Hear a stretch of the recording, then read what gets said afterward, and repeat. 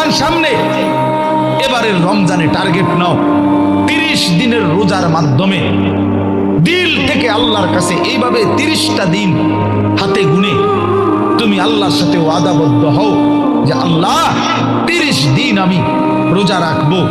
এবং যৌন চাহিদা, লজ্জাস্থানের চাহিদা, অশ্লীলতা, বেহায়াপনা, নর্তকী, নাচ গান, উলঙ্গ ছবি দেখা, নারীকে নিয়ে চিন্তা ভাবনা, মেয়েকে নিয়ে অশ্লীল চিন্তা ভাবনা, অবৈধ কোনো প্রেম সম্পর্ক, হারাম কোনো রিলেশন, এই সব ত্যাগ করে বন্ধু 30টা দিন মনোযোগ দিয়া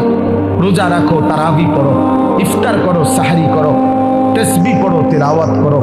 কোনো আলেমে দ্বীনের সাথে উঠা বসা করো, ইমাম সাহেবের সাথে সম্পর্ক করো। ইনশাআল্লাহ দেখবা